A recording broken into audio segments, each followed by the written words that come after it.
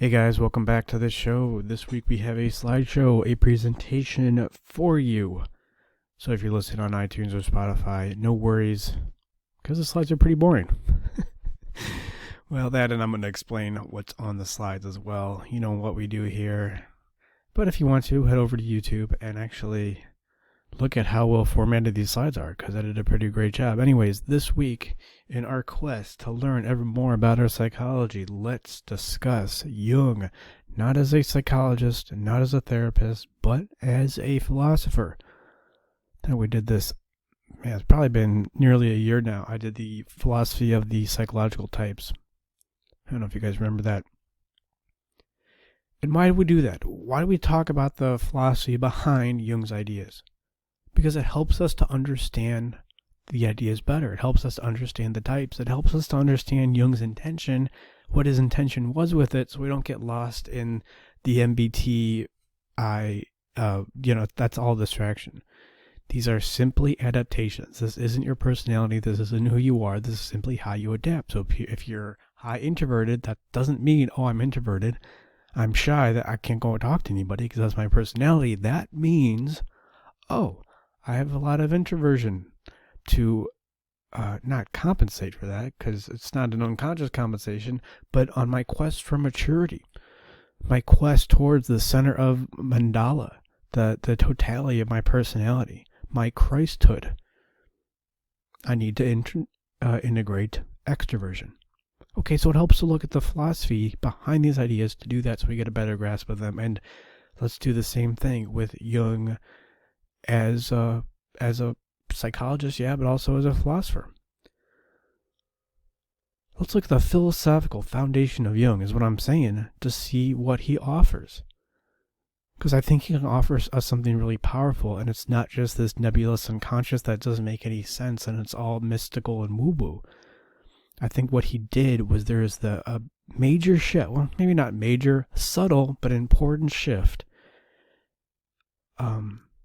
in the history of ideas, and he lets us know what we can do to work on it. Was that all a mess? It just there's something that happened in the history of philosophy that Jung partially solved, and this will give us a much better view on what Jung did and what we can learn from him. First things, animusempire.com/schedule. We do free 30-minute consultations. Outline. First, we'll go over context. That's what we do here. Part 2, let's talk about Kant. We go back further, but let's start with Kant. Where did Jung's influence begin? Let's just start here. Kant, then Hegel, Freud, mixed with a little Darwin, Jung's synthesis, and then Kant resolved the question, the problem. Kant, he didn't posit the problem, he just saw this problem and tried to resolve it. I'm going to spoil that part. He didn't really resolve it. He kind of did, but not really. But through Freud and Jung, it was eventually resolved. There's a problem posed by Kant, we could say, and it was based on some critical issue that we all noticed. Kant really didn't solve it, but it was an important step based on what we now see happen throughout the 19th and 20th century. All right, so part 1, let's go to context. Hear me now, believe me later, everybody. Philosophy is in control. We are all influenced primarily by some philosophy. I would argue if you're a Christian, you do not really understand Christianity unless you go back to St. Augustine and read what he says, because so much of the Christian church goes back to St. Augustine. You think you understand Christianity by simply going to what your pastor and minister says. You are relying on them to interpret not just the Bible, but the ideas that underlie Christianity and what they really mean. But where does St. Augustine come from, right? First, we have to go back to, OG Christianity. I mean, there was an original Christianity. What it was as a sect, as this rebellious sect in the Roman Empire, there was a way it was practiced. That's what St. Augustine had access to. Let's go back to that. But we can't really start there, can we? First, we need to go back from Plato because he influenced the ideas of the early sect rebellious Christians. And then, of course, Plato, influenced by the mystery cults from the East. And what are these mystery cults? Let's go back to the rituals of the Egyptians.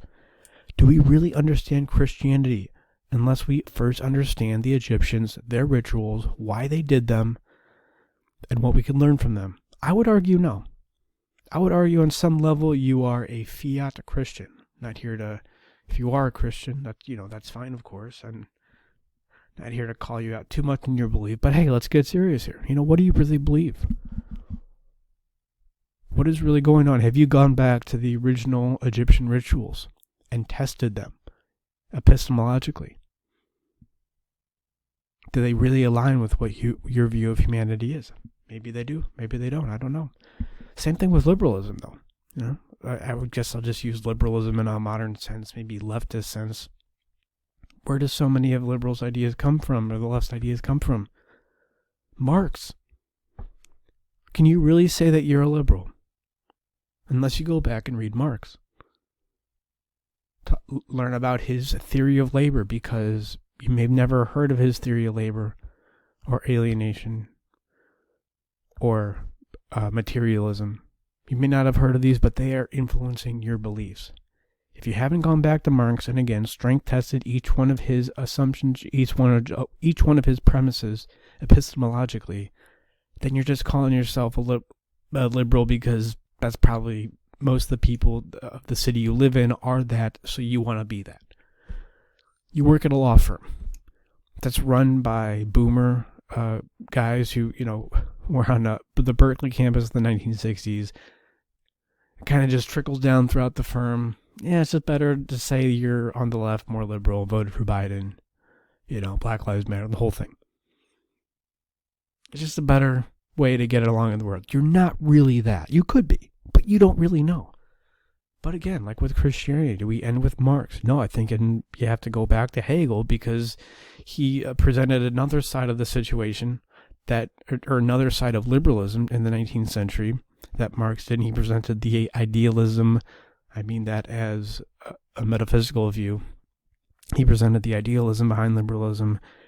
And then we can go back to the same split between Heraclitus and Parmenides, back before Socrates. If we really want to get into the nuts and bolts of the ideas that influence liberalism, that's where you got to start. This is for each individual person. We all need to go through this, and we can do the same for Jung. To understand Jung, we cannot just look at his ideas, but where his ideas come from.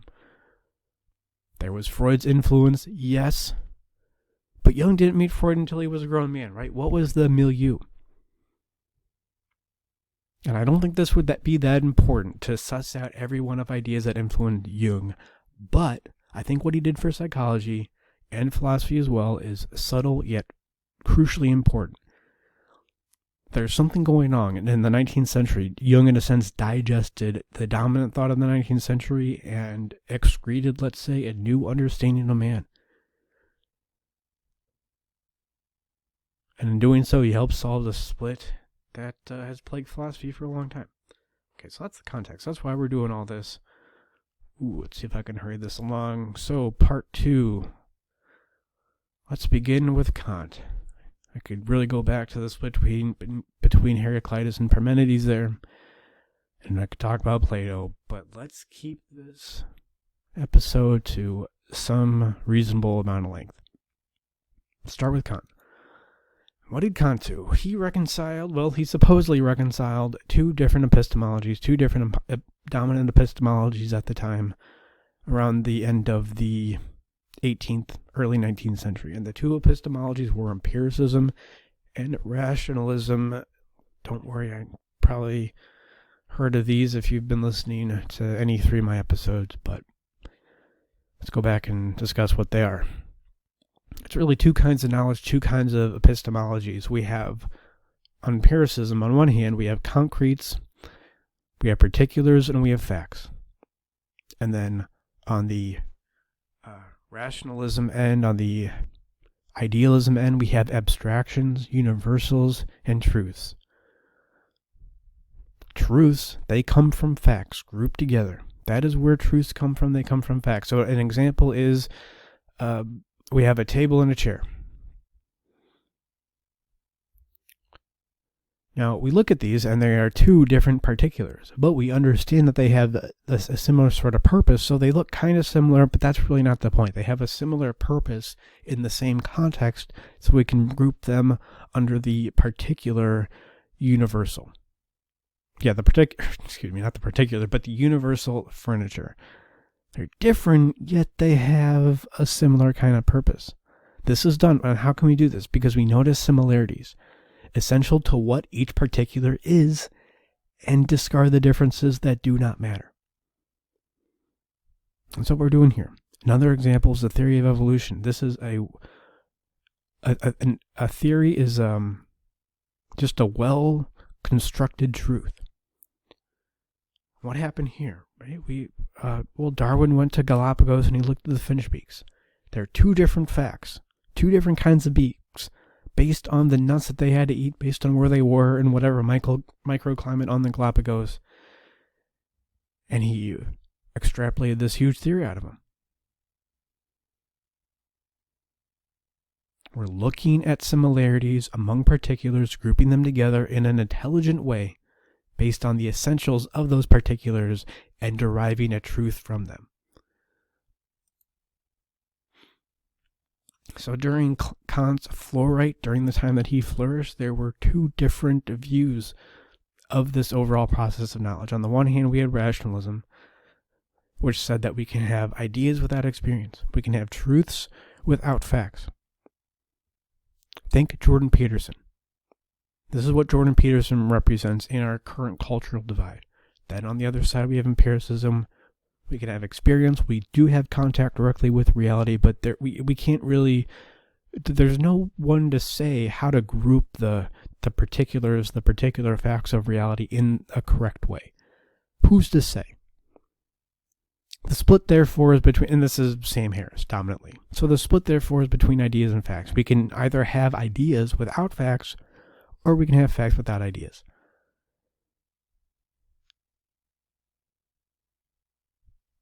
And here we saw a little bit of a tiff this week on Twitter. MC Hammer, in response to somebody who says philosophy is a flirtation with ideas, science is commitment to truth. MC Hammer says, you bore us. If science is a commitment to truth, shall we cite all the historical non-truths perpetuated by scientists? Whatever. He goes on. It doesn't matter. The point is, this Drew guy who MC Hammer is responding to is clearly what? He is an empiricist. Now, MC Hammer here seems to be taking the role of the common sense of rationalism and empiricism, the split that Kant is supposedly going to divide. But what does he say here?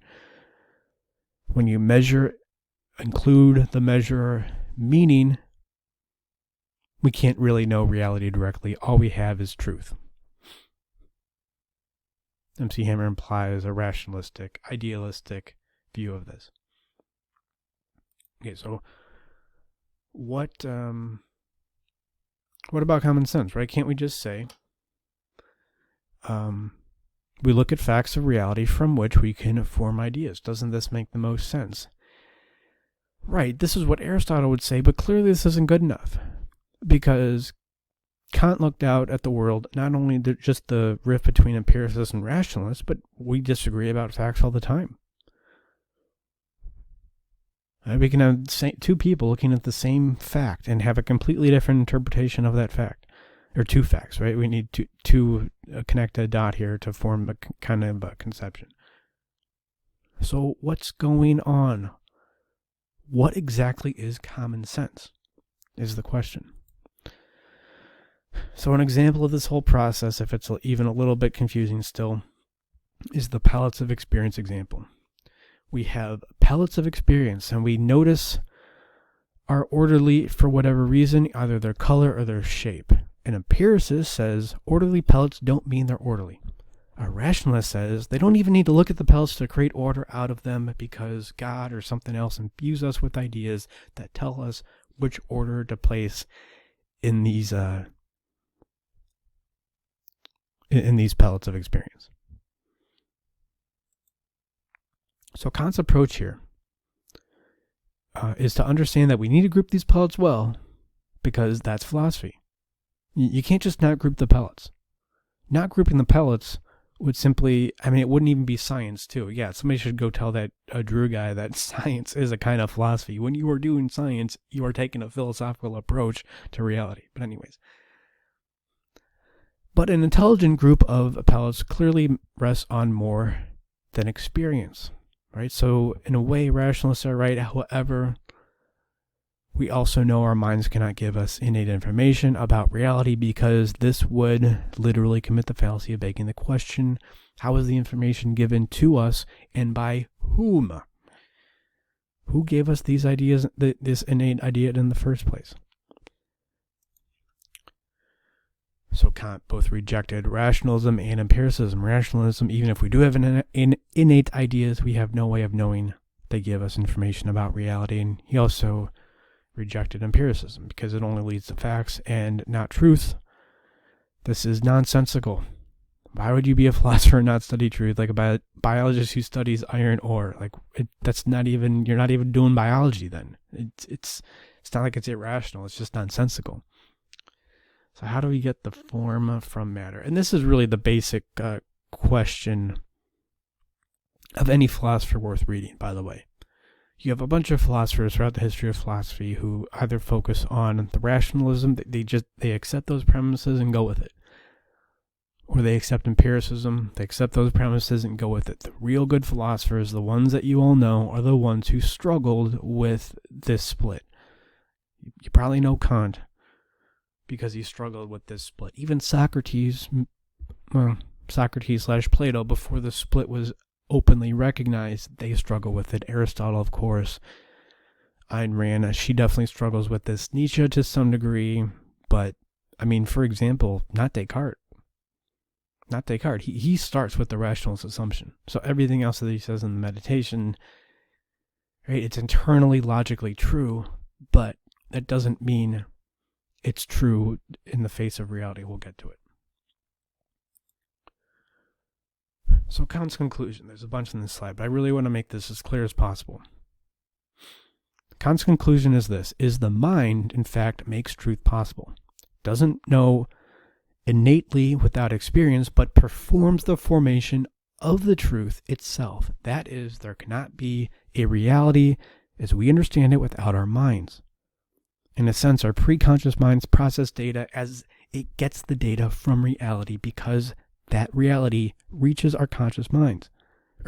Before that reality reaches our conscious mind. So there's something happening preconsciously that we don't see that is, in a sense, making sense of reality. Our minds synthesize what needs to be synthesized and then sends the information up to us. See what's going on? Minds don't discover law and order. They create law and order, and they do it themselves. And these are the categories: quantity, relation, unity, multiplicity. I think there's 15 of them or something. That's Kant's conclusion. Continued. So Kant agrees with the rationalists that experience isn't sufficient for human knowledge. However, Kant doesn't think the mind has innate content, rather an innate structure. Kant agrees with the empiricists, and that all knowledge begins with experience, but all knowledge doesn't arise out of experience due to synthesizing machinery that puts it together, that preconscious, right? We don't know we're doing it, that does it preconsciously, that takes those pellets of experience and arranges them. So these are Kant's two slogans that you probably have heard of. The one is, we cannot know a thing in itself. And also, he had to limit reason to make room for faith. Remember these? We're going to come back to him. He was a Christian, and he specifically set out to make room for his Christian faith. He didn't want philosophy to take over. So in a sense, he said, well, you can't really know reality.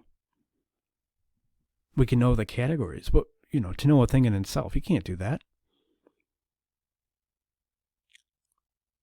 So, without reason, without the mind in here grasping reality out there, necessarily faith fills that void.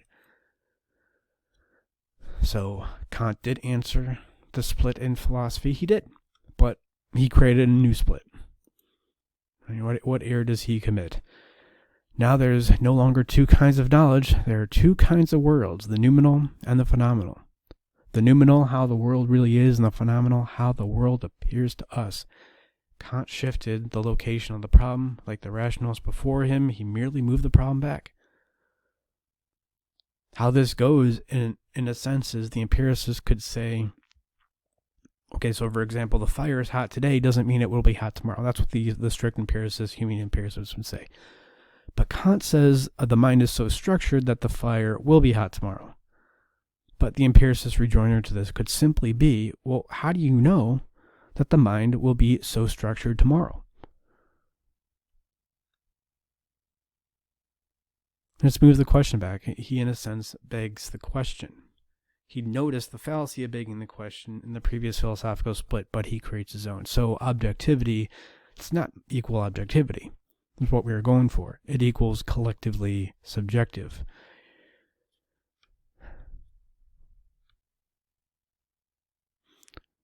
The only way according to Kant is to distinguish between the noumenal world and the phenomenal world.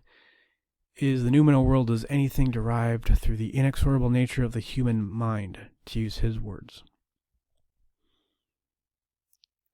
The objective becomes that which is collectively objective, or where pretty much all humans agree with each other. That's what objectivity is. And I don't know if you remember, a while ago I wrote an article about the Chinese language and why it may be more difficult for them, or how the language keeps them from adopting more Western form of government, is because the Chinese really don't really have a word for objective. They do have a way of communicating it, but they don't have a word for it. The Chinese word for objective pretty much means, well, what everybody else thinks. So this isn't a new idea. I mean, this is an old idea. Maybe this is metaphysics. What we would think of metaphysics prima facie, I guess. Yeah, what everybody else thinks, that's what's true. It's a pretty good way of going about it, but that doesn't mean it's really what's going on. Okay, so part 3, let's go to Hegel here, see what he does with this. Hegel's insight here is we don't need the world as it is. And why Kant is a way more influential philosopher, I would argue, than Hegel, and probably way more read and appreciated and well known now, is because Hegel he doesn't deal with the split between empiricism and rationalism. He just looks at Kant and says, well, look, if we can't really know the world as it is, then why do we even need the world as it is? That which is unknowable is a contradiction. If something's truly unknowable, why even come up with it in the first place? So what we get from here is absolute rationalism or absolute idealism. The entire world, according to Hegel, is made up of minds, of ideas.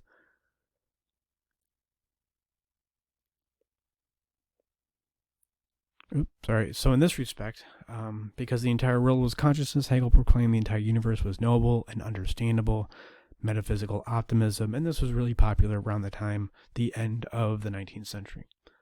We could see that the world was going in a much better direction. I mean, the 19th century was the least bloody, the least war, the least amount of wars of any century ever, pretty much, since civilization.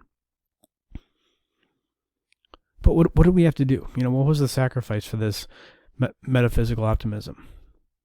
Well, we had to completely change what truth was. Instead of the correspondence theory of truth, that is, an idea is correct if it corresponds to reality, we have the coherence theory of truth. An idea is correct if it coheres with other ideas. If it fits in well with another system within a system of thought, then it's correct. It coheres to ideas we already have. This is absolute idealism. You're not even trying to reference reality anymore.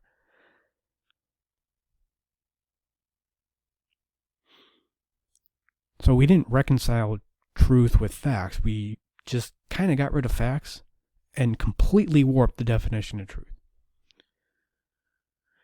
So this seems like we're in a really dire place here in philosophy, and in a sense, I mean, we definitely are, because I think this view of the world led to a lot of the atrocities that we saw in the 20th century. Why bother looking at reality for what it is? Let's just set up society the way that we want it.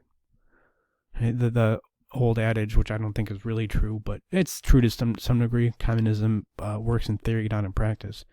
It works in theory, but that's just the coherence theory of truth. Well, we have communism and fascism and these dictatorships and these tyrannies built on the coherence theory of truth. It seems really good for my armchair. What does that mean? That's just an idiomatic expression of you're not looking at reality. And in order to not look at reality, what you must necessarily do as a result is warp the definition of truth. Yeah, you can have truths, but you need to warp the definition. So, we have these unknowable truths, indistinguishable concepts. Seem like a step back, and it is. But the stage, I think, is inadvertently set for a huge advancement here. First from psychoanalytic thought, and then Jung. And this whole process is catalyzed by Darwin. So next we'll go to Freud and Darwin. So there was a blip here in the 19th century as the dominant philosophy is getting further and further away from reality, more and more into absolute idealism, into, this absolute, rationalistic, idealistic optimism. There's a blip of Darwin. Also Nietzsche, phenomenology. Husserl, I mentioned him on the video a couple weeks ago. These phenomenologists, existentialists of, hey, let's just get back to reality. This is insane. And whenever Nietzsche is calling out the prejudices of philosophers and referring to philosophers as mere librarians who move ideas around, what he's essentially making fun of is these idealists. He's saying you're ignoring the facts of reality here. And as Darwin indicates, evolutionary psychology and the origin of species, which means maybe we have brains because evolution, because our bodies, because we need brains that to act in a certain way based on who we are. And it's just a little indication on the origin of species. It may be a sentence or two where it indicates possible evolutionary psychology. What would be an evolutionary advantageous brain? I look at these beaks on these finches in the Galapagos and I can say, okay, this kind of finch in this microclimate needs this kind of beak to get this kind of nut. This is an evolutionary advantageous beak. But this evolution doesn't just stop with beaks. That wouldn't make any sense. It seems like the evolution would have the most impact on our brains.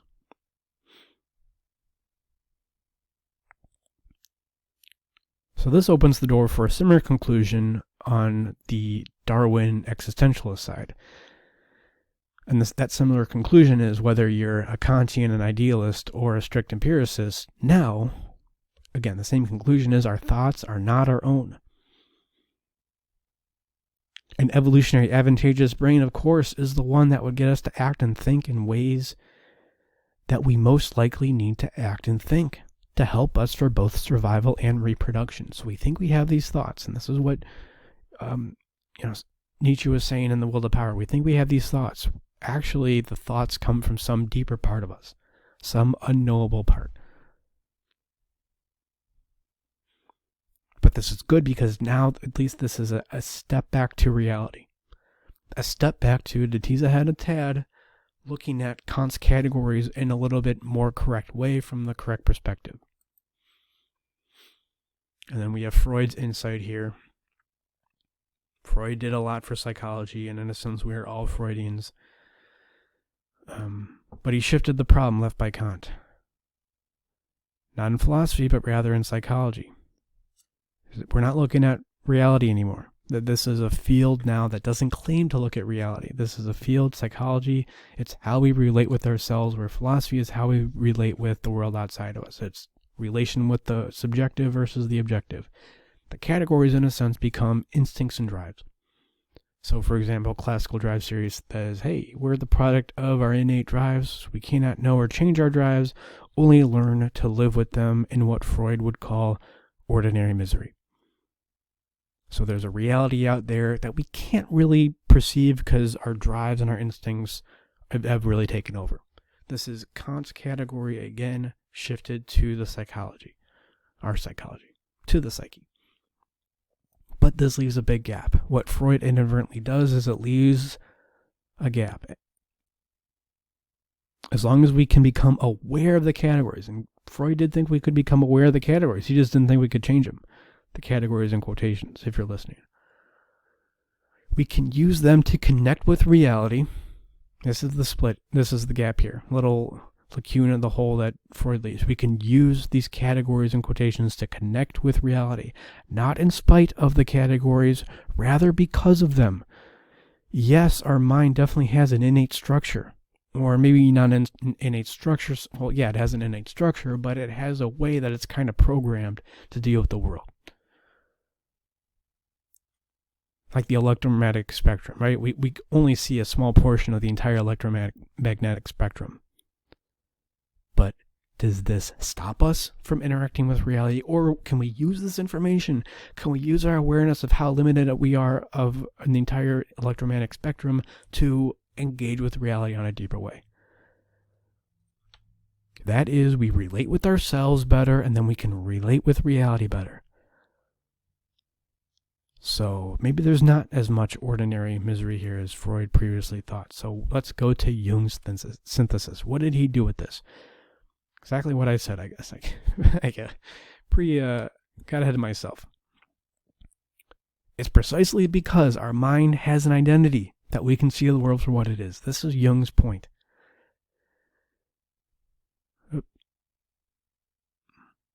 Yes, our mind has an identity, and this is exactly what helps us to see reality better. If we don't know what the identity is, then we can't do anything with it. But like the air conditioner example, we just have to know the identity of the air conditioner, understand how it works, and then we can use the structure of use the structure of our minds to engage with reality in a healthier way. Use the structure of the air conditioner to help it engage, to help it work. Help it engage with reality in a certain way.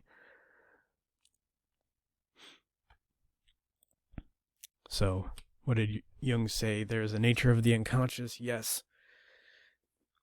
It is a computer or a filing cabinet, as I say in Man's Guide to Psychology. And we know this via introspection. And this is Freud's point. But it's also some kind of magical goo that we can know via dreams, with effectively infinite iterations. I also talk about Man's Guide to Psychology. It's both things. Yeah, we can understand that the mind is some kind of filing cabinet through introspection. But also, you look at dreams and you look at how dreams represent certain aspects of your life, and there's no way you could have come up with that on your own. So there's clearly something, we could call it magical, supernatural. It doesn't have to be any of that. It's just infinite iterations. The way that our unconscious puts things together, something we could have never have done on our own. Then there's the collective unconscious. There's a way to differentiate reality. That's all it is. Because our eyes have a certain structure, do we not see? I'm just going to come up with a bunch of freaking examples here. Throw a bunch of them at you. Because our eyes have a certain structure, does this mean that we cannot see reality? Go back to the electromagnetic spectrum.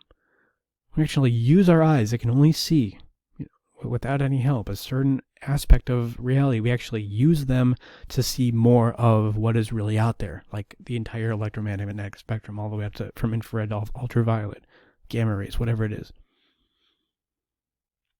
So our collective unconscious, our mind as it is, to pull from Darwin, it bestows on us values necessary for our function that are not random, though, are based on what we are as a species, like our eye in a way. We want to stretch this analogy out a little bit funky, but I think you know where I'm going with this. Our eye in a way bestows us with values. We do not choose that, but there's a lot that we can do to choose with what that value is. Same with our species. We have these archetypes, we have this collective unconscious that bestows us with values, bestows us with ways of being, with patterns of behavior. There's no question about that. But there's something that we can do with that. Same thing with the types. This is all Jung is saying.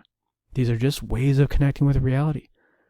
He's just looking at our eyes. He's looking at our psychic eye. We have extroversion, introversion, sensing, intuition. You know all of them. He didn't really say judging, perceiving. That's from MBTI. These are modes of operation, like emotions. Not impediments, rather certain states that we get into to use in a specific way. To take the eye analogy again, Jung showing us, look, these are rods and cones. This is how the retina works. This is how the lens works. Archetypes, again, to go back to the collective unconscious, these are part of collective unconscious, ways of function, patterns of behavior. They have other ones. We have the Oedipus complex, we have shadow, persona, anima, animus, and of course the self. The ultimate archetype that incorporates all these is the archetype of the self, the capital S self. You're right, Kant. You're totally right. And the rationalists are right to some degree. That there's no way, when we come into the world as we are, there's no way we have an automatic connection with reality. That is not what goes on. But that doesn't mean we can't do anything about it. It doesn't mean we can't learn about the human mind, the psyche. In a sense, take Kant's categories to this place that we can know and we can change. Really, by knowing it, we can change it. And also learn the language of the unconscious. It speaks like in dreams and symbolism with the myths, dreams, and religion. And also through sublimation. So this would explain empiricism and rationalism. It doesn't solve the problem of induction, but it does indicate why both would exist. Where we could get these two differing views of the world in epistemology. This split is in a sense a result of the fact that we were not able to differentiate the mind and all that was made up of it.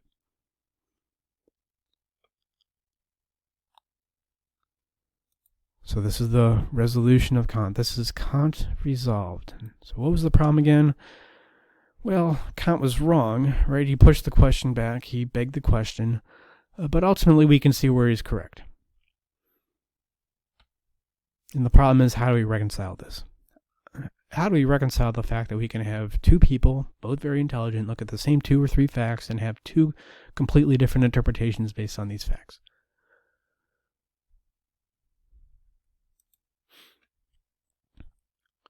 A good way of looking at this is look at Freud and Jung's different view of religion. Either it's an anxiolytic, either it's an opiate of the masses, or it is a gateway to further understanding. The former, of course, is Freud. The latter is Jung's understanding. So which one is it? Is it an anxiolytic, or is it a gateway to further understanding? Well, it's both. Right? I mean, it depends on the context and the intention of the person practicing the religion. Sure, we can use religion to tune out. But when we understand perhaps the nature of the ritual, like Mass, for example, capital M, Mass, nature of the ritual, that's what Jung talks about this a bunch, and what it represents, why we need it, we can use it to tune in. Right? We can use it to understand our psychology better, to understand, okay, these are the processes that go through in math for Christ to appear. But really, this is a process of my own individuation. This is a symbolic representation of my own individuation. And the only reason something this prima facie silly has become powerful and practiced by a bunch of people is because it speaks to a fundamental nature of who we are. The X factor here, of course, between whether it's an anxiolytic or whether it's a gateway, is consciousness.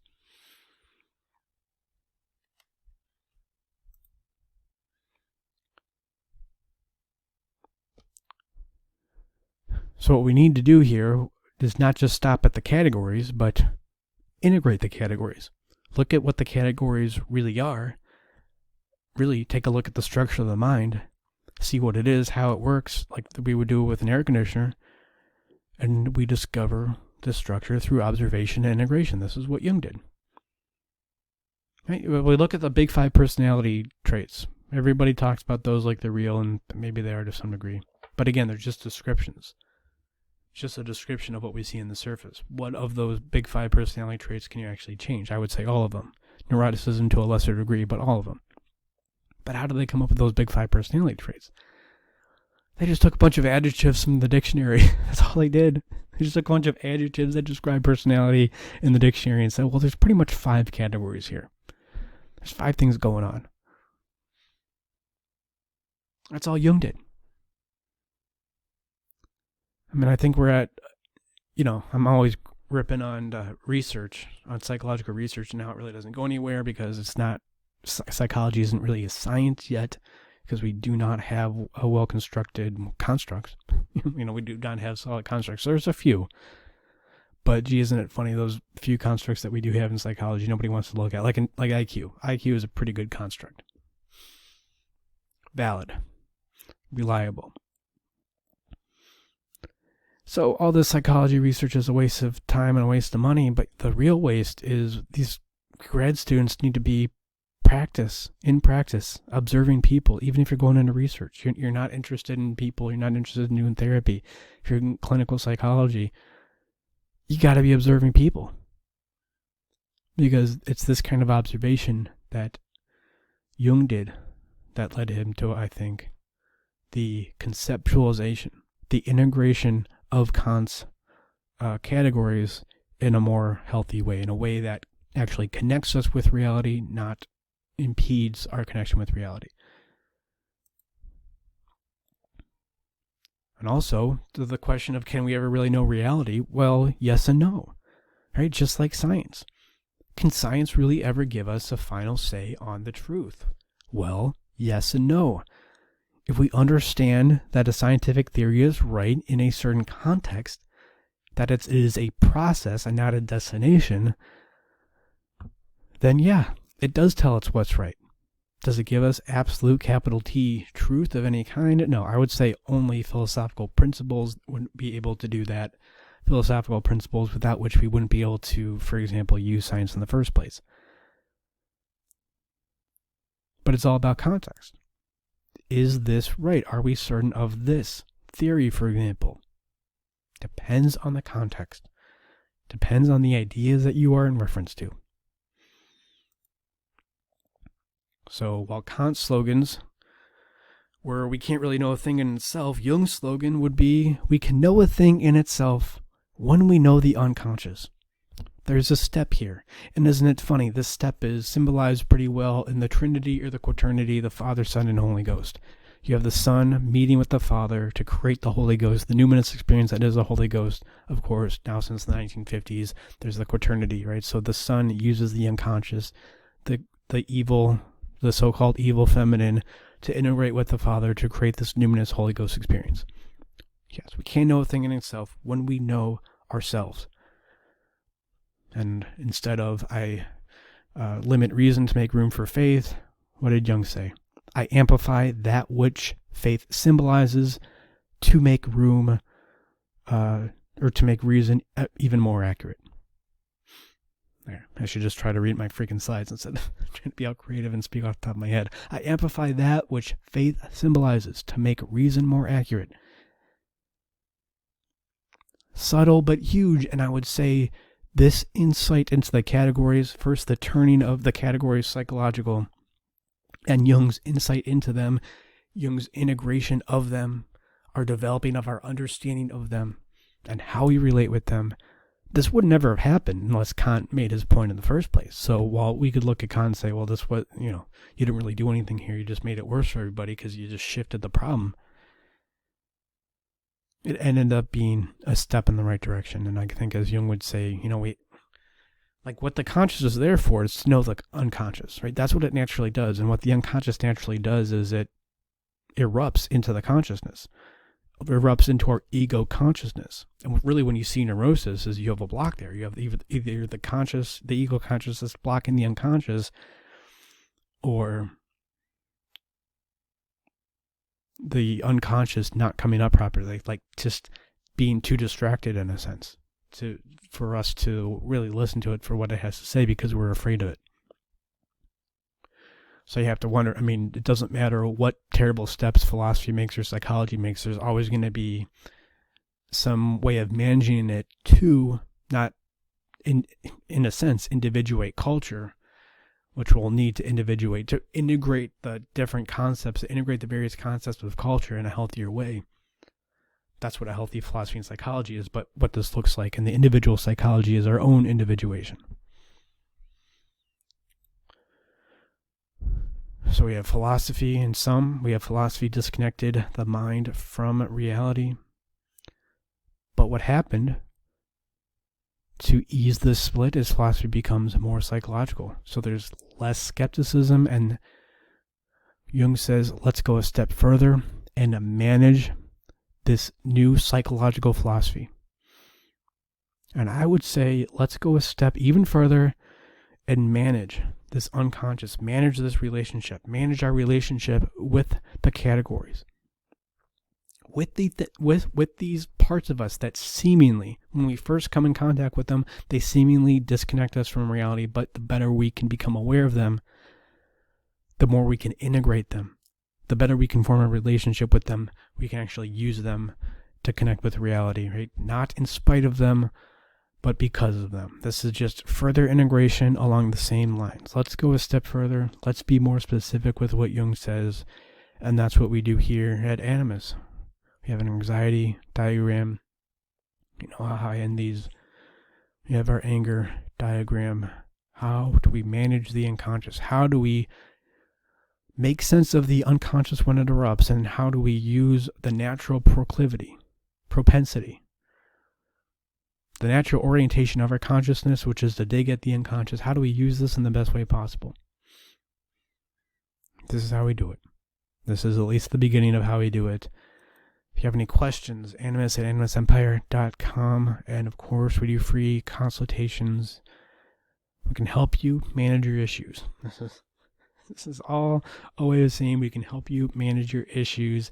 animusempire.com/schedule. There is a specific structure to it. There really is. We can make it really simple. It's still going to be difficult. Sorry, can't do anything about the difficulty of it. It's going to be painful, but we can at least make it simple. So when you do get thrown off track, you know why. You know exactly what's going on. You know exactly what your issue is. And thank you guys. I will leave it there. And as always, I wish you the joy and pain that comes from your contact with reality.